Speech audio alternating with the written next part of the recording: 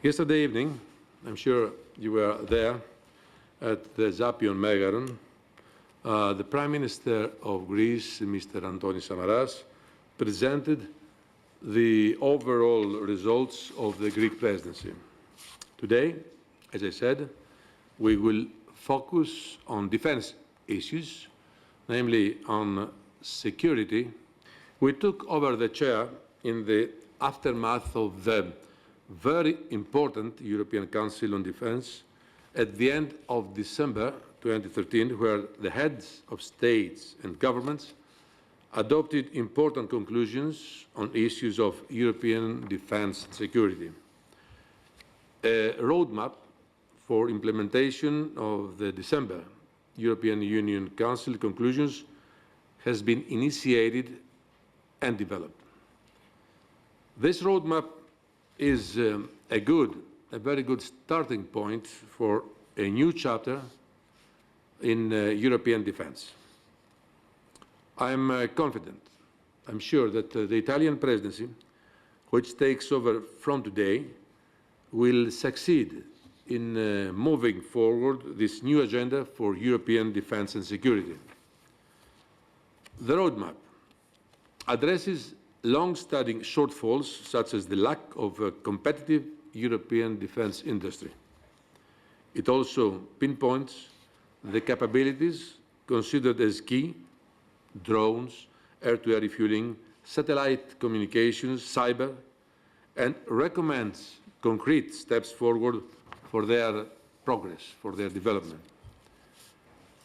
Mostly, it links those initiatives to an important strategic concept such as comprehensiveness, responsiveness, and the identification of new security challenges.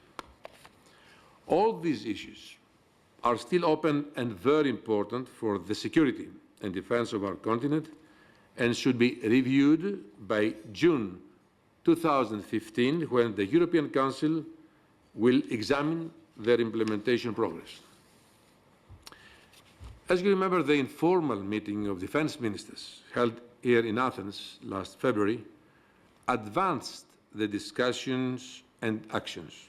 Maritime security, cyber security, sustainability in defense, and capability development were the core issues and essential elements directly linked to our efforts towards strengthening our common security and defense policy, and thus ensuring its complete potential.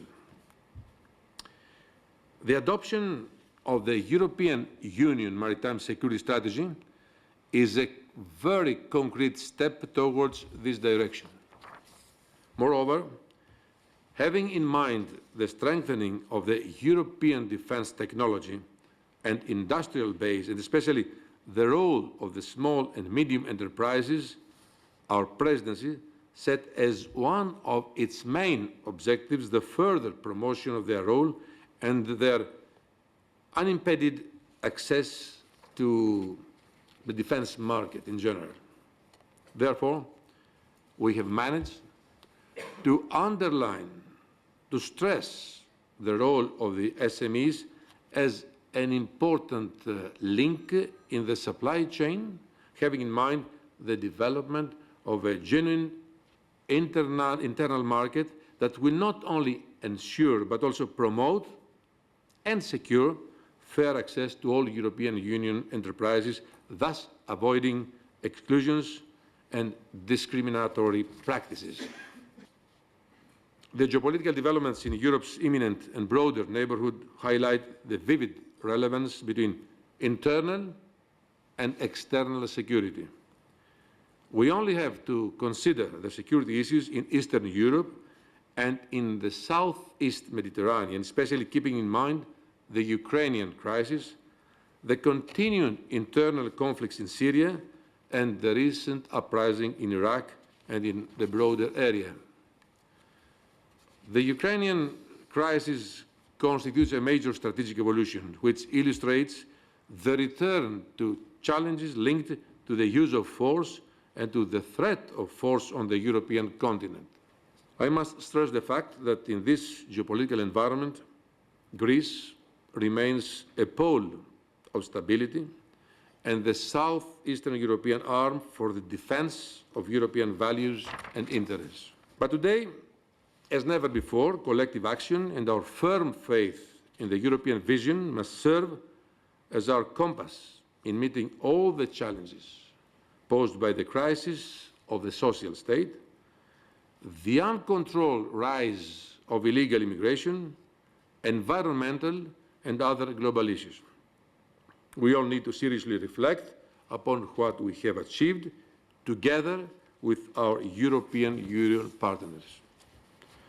We need to commit ourselves to defend the European Union architecture, our new common country, and work together to revitalize faith in the European vision, defying the dangerous sirens of populism and nationalism.